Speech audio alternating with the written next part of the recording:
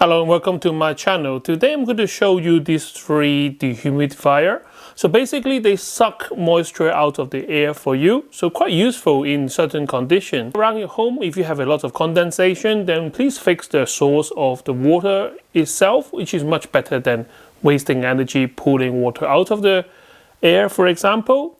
Sometimes just open a bit of the window or raise the temperature of your room a bit will help to solve a lot of these damp problems. Water will find the coldest part of your house and condense, and sometimes that kind of water residue is what's causing a lot of the damage or problem in your house. So you might want to put in a dehumidifier. For example, I have a storage room at the back here. It is right at the end of the garden where the air is always damp. And I have one of these small machines that I run 24/7, and it has this very small tank. So every week or two, I need to come and empty that out. I can put a drain hose and use it continuously, but actually I do like the idea of when the tank is full, and then I just come and empty it every few weeks because that's where my backup chiller is. So Amazon sent me this product, Pro Breeze compressor driven dehumidifier to test with. So I thought if I'm going to make a video, I want to make it a bit of like a test to show you guys what different technology you can buy with your money. This one here is really heavy compared to the other two. These two I can lift with like 2 fingers, no problem. This one, because of the compressor inside, is almost like a little fridge. It's the same compressor technology that you'll find in the air conditioning unit or in the fridge. So it compresses a coolant, go around the condenser, and then when it's sucking the air, the very cold metal fin kind of condense the water. It has a much bigger tank compared to the other two, and I will put the specification on the screen right here so you guys can have a look. I'm not going to go through that.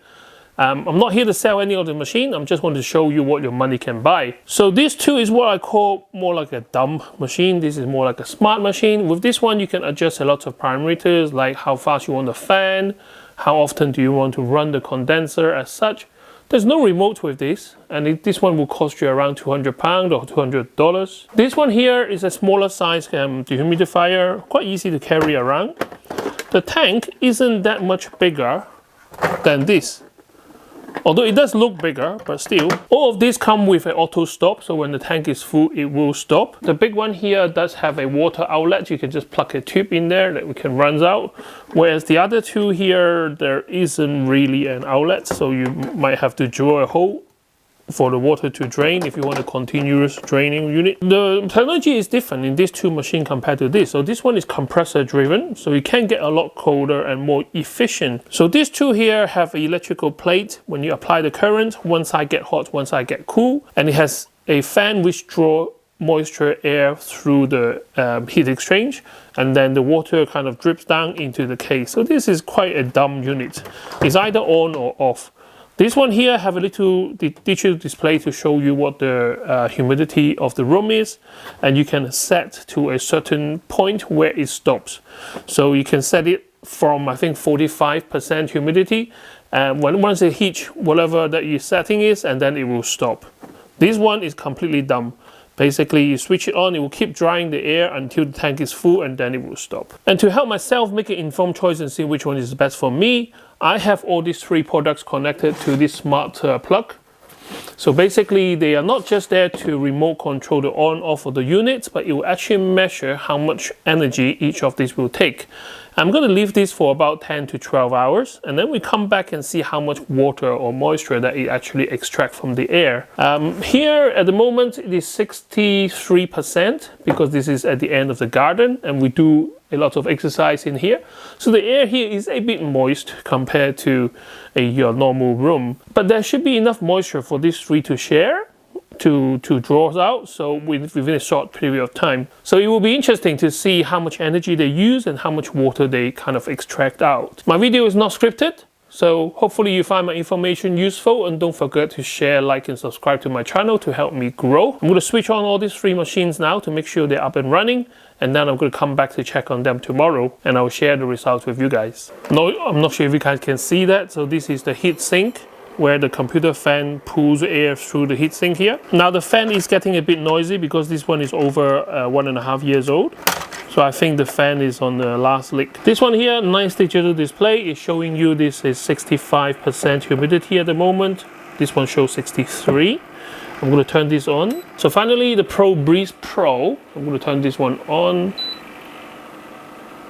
This one does a very nicely to dance, the air flap thing. And this one is showing 67, so I guess there's 67% humidity. And I'm going to set this to a maximum dehumidifying.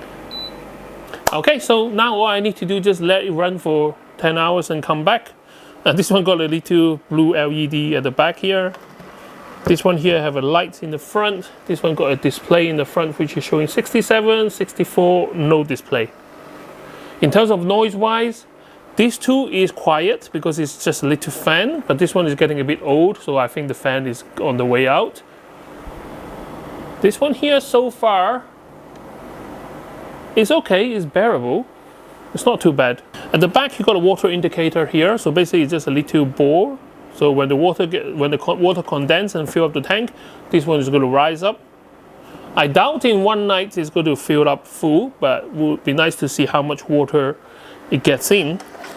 And this one here, the water tank is in the back, like that. And this one, the water tank is in the belly in the front. Okay, so this free machine has been running for over 10 hours or 12 hours. And it is now humidity of 48. So we started with about 60 odd, so it's now at 48% humidity. And this one here, the tiny one, used 24 volt. So this is a really low power machine, but as expected, there won't be much water in this. There is some, but there won't be much. And then the next one I have is A1, so I mark the smart plug so I can tell how much energy they use. So this one here currently running at 64 volt, and I can see there is a bit of water in this as well. And this one here is very power hungry because it's running on a compressor. Now usually you will have the compressor kicks in and out, in and out. I maxed it out, so this is compressor always on, because I want to see, like, you know, what's the maximum power of each one of these. So these two obviously running at their full power and they're still low voltage. So this one here is on P002. So this one here is running at a massive 280 volt. So this one is really power hungry, but at the same time I can tell you that there is tons of water in there. So what I'll do now is I will write down how much energy each of these machines used, and then I'm going to empty out their water tank. I'm going to measure the before and after so I know the weight of the water in each of these, and now I will come back and share the result with you guys. So let's start with the small machine. So this one uses only 25 volt of power, and there is a bit of water in there. There's a bit of water in there. So I'm going to measure the top before and after, make sure there's no wire. 209. Slightly larger size with I don't know if it is more or less water, but anyway, so let's measure it. So this one is 282. And finally the big machine. It used tons of power, so I expect this to be quite heavy. Yeah, it is heavy. Woo! So with just one overnight, you can see. So I don't know if you guys can see it, but the red bubble is right here. So it's almost like half a tank full. It's just one night. So this will be very good for like drying out your laundry, or, you know, even dare I say drying out paint, DIY. So let's pull the water out. They always say you pay what you get, so that's true because you're paying a lot of energy for this water.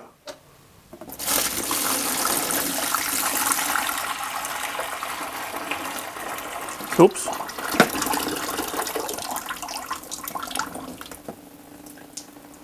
Okay, so the result is out. I've done my calculation to the best that I can. Obviously this machine is the most expensive and you would expect it to extract the most water. But what I didn't know is that this is also the most energy efficient way to extract moisture out of the air for you. So this one here, when it's working, it used 25 volt at in one time. So it cost me 4.5p to run, and it extracted 24 grams of water. So what that means is this machine will give me 5 grams of water for any penny that I spent on electricity. So this one here, when it's running, it uses 65 volt.